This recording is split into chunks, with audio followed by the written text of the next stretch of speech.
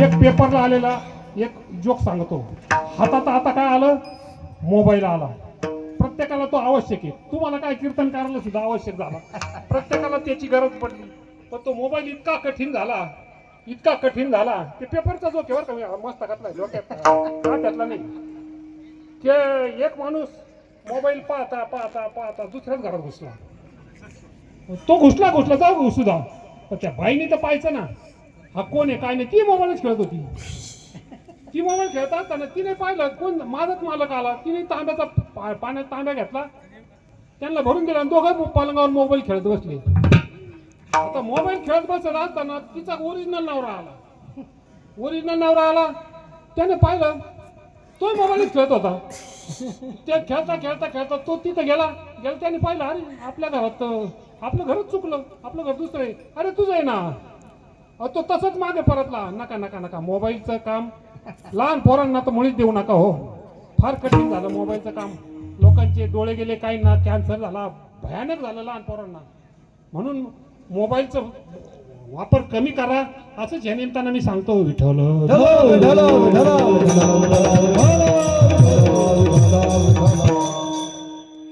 जनाबाई नामदेव महाराजांच्या हात दिल्यानंतर नामदेव महाराजांची थोडीशा भक्ती करता ते एकदम होशमध्ये आले.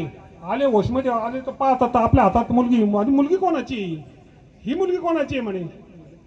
मग त्या जनाबाईने सांगितलं माझ्या वडिलांनी मला आणून तुमच्या स्वाधीन केलं आणि ते घरी निघून गेले. अगं पण आता इथं कुठं राहशील, काय नाही म्हणे, काही काम धंदा करेल, मला भगवंताची भक्ती करायची, मला घरी जायचंच नाही म्हणे. चल माझ्या बरोबर म्हणे. मग नामदेव महाराजांनी त्यांच्या घरी घेऊन गेले. आता त्यांच्या घरी ऑलरेडी 14 माणसं, ही 15वी तिथं. 15वी गेल्यानंतर हिला काम सकाळी पहाटे 5ला उठली आणि आंघोळ केली. तिला वाटलं आपल्याला देवदर्शनाला जायचं. तर घरच्यांनी सांगितलं जाना चालली कुठं, म्हणे देवदर्शनाला. नाही ना, दळण दळायचं आहे आपल्याला, 14 माणसं आपल्या घरात, त्यांच्या भाकरी स्वयंपाक करायचा, करता तुला थांबावं लागेल. असं करता 5-6 वाजले. 6 वाजल्यानंतर अगं जाना कुठं चालली, म्हणजे देवदर्शनाला. नाही, स्वयंपाक करून करायचा, तसं जायचं नाही.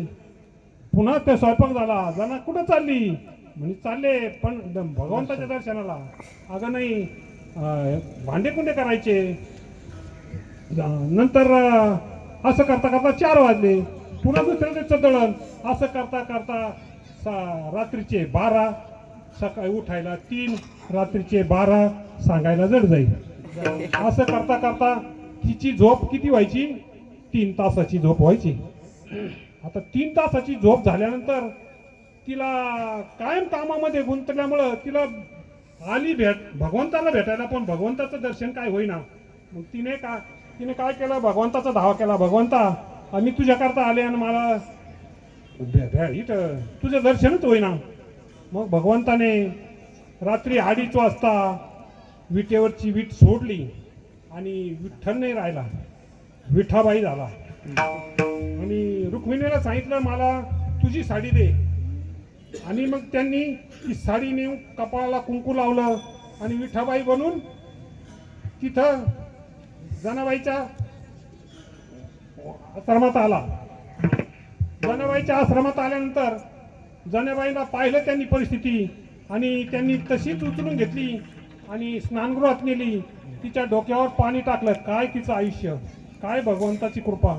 तिच्या डोक्यावर पाणी टाकलं आणि तिला पुरं एक केस विंचरून साफ केले. पण तरीही तिला 3 तासाच्या झोपेमुळं डोक्यात वा झाल्या होत्या. आता त्या काय वा राहिल्या नाही. आता कोणाला पाहायला भेटत नाही. निराळे शॅम्पू आले त्यामुळे ऊ पाहायला भेटत नाही. नवीन पिढ्यात ऊ कशी हीच माहिती नाही. आता जुन्या MS 75, 76 त्या लोकांना माहिती. आता यांना काय माहिती. तिच्या वा काढण्यासाठी भगवंताला असं वाटलं आता ह्या वा काढावाच लागेल, म्हणून त्यांनी अनेक फणे आणून, आता भगवंताचे त्या फणे आणून विचारायचा प्रयत्न केला. विचारून काढता बऱ्याच वा बाहेर निघाल्या. पण तरी काही लिखा बारीक म्हणतो आपण, लिखा म्हणतो त्याला, त्या राहिल्याच. मग भगवंतानी काय केलं, फणी फेकून दिली आणि डायरेक्ट आपला उजवा हातच जनाबाईच्या डोक्यात घातला आणि एक ऊ करून अशी ठेवायचा आणि अशी मारायचा, अशीच मारायची, अशी मारायची. मग ते एक ऊ मारून भगवंताने तिला स्वच्छ करून जात्या बसवलं.